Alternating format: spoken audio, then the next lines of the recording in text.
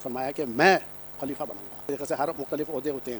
اسی طریقے سے ظاہر بات ہے آپ نے حکمران کو خلیفہ کہہ دیا یا بادشاہ کہہ دیا. ہمیں یہ اختیار حاصل نہیں ہے کہ ہم خلیفہ بنائیں. جناب مرزا طاہر علی حبیبی صاحب کے پاس، حبیب صاحب کے پاس، کہ یہی فقہ جعفریہ کے نزدیک کیا ورڈک ہے آپ کا کہ خلافت کے حوالے سے بڑا ایک اختلاف ہے مسالک کے درمیان، آپ کا کیا ورڈک ہے اس حوالے سے؟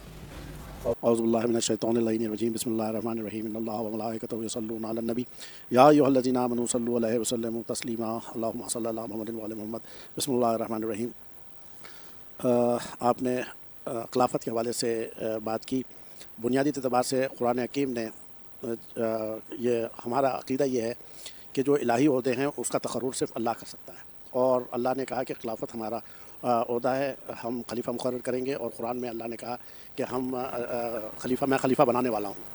تو جب یہ آیت عام طور پر حضرت آدم کے حوالے سے بیان کی جاتی ہے، لیکن اس سے یہ واضح ہوتا ہے کہ اللہ کے پاس اختیار ہے. جس طریقے سے ہمیں نبی بنانے کا اختیار نہیں ہے، رسول بنانے کا اختیار نہیں ہے، اس طریقے سے خلیفہ بھی بنانے کا اختیار نہیں ہے، کیونکہ اللہ نے خود فرمایا.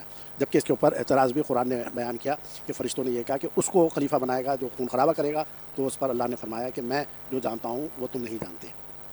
تو چونکہ یہ اللہ کا بنایا ہوا ہمارے عقائد کے مطابق عقیدہ یہ ہے کہ اللہ نے خلیفہ مقرر کیا ہے. اور ظاہر ہے جیسے کہ حضرت آدم جب خلیفہ بنے تو کیا ان کے سامنے کوئی بڑی امت تھی؟ کوئی انسان تھا؟ کوئی بھی نہیں تھا. ظاہر ہے کہ ایک حوا تھیں اور ایک وہ تھے، اور وہ خلیفہ تھے. تو اس لیے یہ حجت ہی نہیں ہے، یہ بات ہی نہیں ہے کہ حکمران جو ہے مطلب اور خلیفہ. اب جیسے پریسیڈنسی ہوتی ہے، ایک کہتے ہیں صدارت ہے، ایک کہتے ہیں کہ وزارت ہے، وزارت عظمیٰ ہے، اپنے اپنے یا کنگ ہے یا جو ہے کوئی. اسی طریقے سے ہر مختلف عہدے ہوتے ہیں. اسی طریقے سے ظاہر بات ہے آپ نے حکمران کو خلیفہ کہہ دیا یا بادشاہ کہہ دیا یا جو ہے کوئی بھی نام دے دیا، صدر کہہ دیا، وزیر اعظم کہہ دیا، اس سے کوئی فرق نہیں پڑتا. لیکن اصل بات یہ ہے کہ اللہ نے یہ قرآن میں حکیم میں فرمایا کہ میں خلیفہ بناؤں گا. بس اس سے زیادہ کوئی معاملہ نہیں ہے. ہمیں یہ اختیار حاصل نہیں ہے کہ ہم خلیفہ بنائیں. ظاہر بات ہے اللہ نے جب کہہ دیا کہ خلیفہ بناؤں گا تو اللہ نے خلیفہ بنایا. اور ہمارے عقائد کے مطابق اور صحیح بخاری میں بھی یہ لکھا ہے کہ اللہ کے رسول نے فرمایا کہ میرے بعد 12 خلیفہ ہوں گے. اور صحیح مسلم میں لکھا ہوا ہے کہ اللہ کے رسول نے فرمایا کہ میرے بعد 12 امیر ہوں گے. تو بات یہ ہے کہ 12 کا فگر بھی ہمارے پاس ہے. اور خلافت کے حوالے سے ہمارا عقیدہ یہ ہے کہ قرآن نے چونکہ کہا کہ اللہ یہ کہہ رہا ہے کہ میں بناؤں گا تو اللہ ہی بنائے گا، دوسرا کوئی شخص نہیں بنا سکتا.